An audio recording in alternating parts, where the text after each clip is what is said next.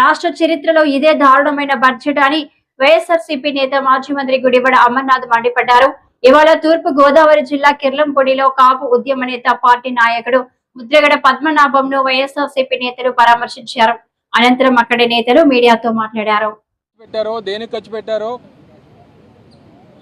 Budget estimates ఏంటో కనీస అవగాహన లేనటువంటి కూర్పు ఏదైతే ఉందో నాకు తెలిసి బహుశా స్వతంత్రం వచ్చిన తర్వాత ఆంధ్రప్రదేశ్ రాష్ట్ర చరిత్రలో ప్రవేశపెట్టినటువంటి బడ్జెట్ ఏదైనా ఉందంటే మొన్న ప్రవేశపెట్టినటువంటి బడ్జెట్.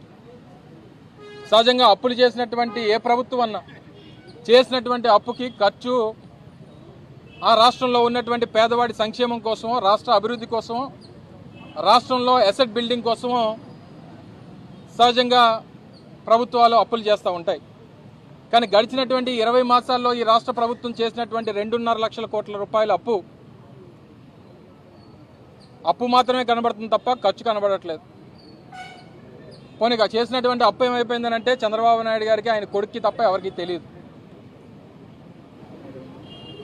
ఆ రోజు మేము 3 లక్షల కోట్ల రూపాయలు అప్పు చేశామని చెప్పి 3,20,000 కోట్ల రూపాయలు జగన్మోహన్ రెడ్డి గారి ప్రభుత్వంలో అప్పులు చేశామని చెప్పి రిపోర్ట్స్ చెప్తా ఉన్నాయి.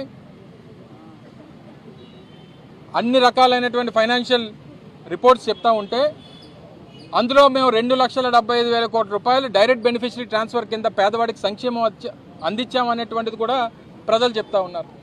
అంటే 3 లక్షల కోట్ల రూపాయలు అప్పు చేస్తే 2,75,000 కోట్ల రూపాయలు పేదవాడికి పంచాం.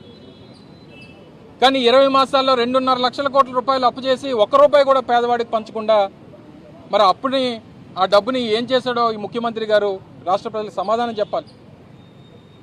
వారు చెప్తున్నటువంటి సూపర్ 6 హామీల్లో ఏ హామీని కూడా పూర్తిగా అమలు చేయకుండా, కనీసం బడ్జెట్లో కేటాయింపులు పెట్టకుండా ఈరోజు మా బడ్జెట్ దేనికి ప్రవేశపెట్టారో కూడా తెలియనటువంటి పరిస్థితిలో ఉన్నాం.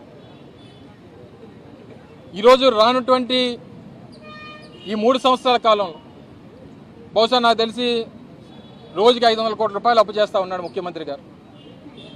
ఈ 2 సంవత్సరాల్లో దాదాపు 3 లక్షల కోట్ల రూపాయలు, మరో 3 సంవత్సరాలు మరో 5 లక్షల కోట్ల రూపాయలు అప్పు చేస్తాడు, లేదా 6 లక్షల కోట్ల రూపాయలు అప్పులు చేస్తాడు.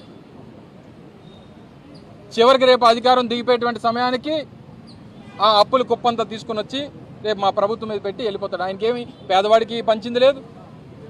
వ్యవసాయ రంగం ఇబ్బంది పడతా ఉంది, వైద్య రంగం ఇబ్బంది పడతా ఉంది, విద్యారంగం ఇబ్బంది పడతా ఉంది. ఈ మధ్యకాలంలోనే గత సంవత్సర కాలంలో చూశారు యూరియా కోసం రోడ్ల మీద ఏ రకంగా రైతులు కొట్టుకునేటువంటి పరిస్థితి వచ్చిందో. విద్య ఫీజు రీయింబర్స్మెంట్ 6,000 కోట్ల రూపాయలు బకాయిలు, ఆరోగ్యశ్రీ వైద్యం 5,000 కోట్ల రూపాయలు బకాయిలు. ఇంకా డాక్టర్లు వైద్యం ఏమందిస్తారు? పేదవాడికి వైద్యం ఏమందుతుంది? పేదవాడి ప్రాణాలు ఎలా కాపాడతారు?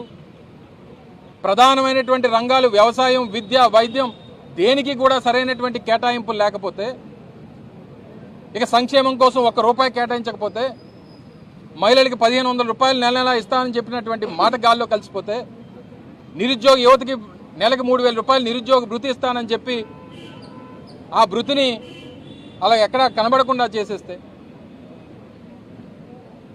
సంవత్సరానికి 3 సిలిండర్లు అన్నారు,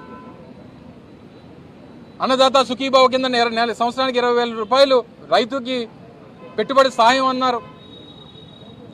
ఏది ఒక్కటి చేస్తే చెప్పండి. ఆ మహిళలు అడిగితేనేమో ఏదో P4 అన్నాడు ఆయన.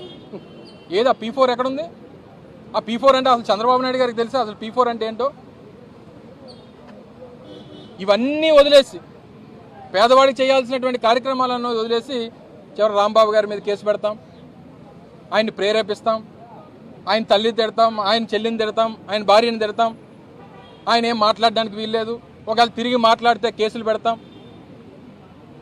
అంత పెద్ద ఎత్తున రెచ్చగొట్టి కర్రలు పట్టుకొని వచ్చి లాఠీలు రాళ్ళు పట్టుకొని వచ్చి ఆయన మీద దాడి చేయాలని చెప్పి చూసి ఆయన్ని బూతులు తిడుతూ ఆయన్ని ప్రేరేపిస్తే, తిరిగి ఒక మాట అంటే మళ్ళీ తిరిగి ఆయన వచ్చి నేను ఈ స్థాయిలో ఉన్నటువంటి వ్యక్తిని పొరపాటున కూడా ఆ మాట అనకుండా ఉండాల్సిందని చెప్పి రిగ్రెట్ అయిన తర్వాత కూడా మీరు దాడి చేస్తే తిరిగి మళ్ళీ జైలు, ఆయనకి దాడి చేసిన వాళ్ళకి బెయిలును.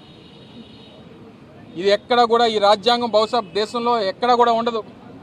ప్రపంచంలోనే చెప్పుకుంటాం, భారతదేశంలో అతిపెద్ద ప్రజాస్వామ్యం అని చెప్పుకునేటువంటి భారతదేశంలో ఒక్క ఆంధ్రప్రదేశ్ రాష్ట్రంలో మాత్రం అంబేద్కర్ గారు రచించినటువంటి రాజ్యాంగం నడవట్లేదు. కేవలం లోకేష్ రచించినటువంటి రాజ్యాంగం, రెడ్ బుక్ రాజ్యాంగం మాత్రమే నడుస్తూ ఉంది అనేటువంటి దానికి ఇవన్నీ ఉదాహరణలు. మీరు రేపు బిల్ గేట్స్ గారిని తీసుకొని వస్తే ఏముంది, లేకపోతే ఇంకొకరిని తీసుకొస్తే ఏముంది? ఈ రాష్ట్రంలో లా అండ్ ఆర్డర్ లేనప్పుడు, పరిస్థితులు రాజ్యాంగం బద్ధంగా నడవనప్పుడు ఎంతమంది హేమీలు తీసుకొని వచ్చినా ఈ రాష్ట్రానికి ఒరిగేది ఏమి ఉండదు అనేటువంటి విషయాన్ని గమనించమని చెప్పి కోరుతా ఉన్నాను. దయచేసి ఇవన్నీ గుర్తుపెట్టుకొని ఇప్పటికన్నా మీ పద్ధతి మార్చుకోండి, మీ పరిపాలన తీరు మార్చుకోండి, మీ తాలూకా ఆలోచన విధానాన్ని మార్చుకోండి, మీ తాలూకా కక్ష సాధింపు విధానాన్ని మార్చుకోండి. పరిపాలన మీద దృష్టి పెట్టండి, పేదలకు ఇస్తాననేటువంటి సంక్షేమం మీద దృష్టి పెట్టండి. అంతే తప్ప ఇలా దాడులు చేయడం, కొట్టడం, పెట్రోల్ బాంబులు విసరడం, ఇవన్నీ చేసి ఇదేదో రాజకీయంగా మనం ఏదో లబ్ధి పొందడం అనుకుంటే మీ అమాయకత్వం. ఆయన మొన్న జైల్లో వచ్చి తగ్గేదిలే అని చెప్పి సైగ చేసినందుకు దాని మీద అసెంబ్లీలో చర్చ. ఏం అర్థం ఉందా? దాని మీద చర్చ పెట్టాల్సినటువంటి అవసరం ఉందా? సో ఇవన్నీ కూడా ఇప్పటికన్నా మీ తాలూకా ఆలోచన విధానాన్ని మార్చుకోండి. ప్రజల సంక్షేమం పట్ల, రాష్ట్రంలో ఉన్నటువంటి వివిధ రంగాల పట్ల మీ తాలూకా ఆలోచన విధానాన్ని మరచి రాష్ట్రానికి, రాష్ట్ర ప్రజలకి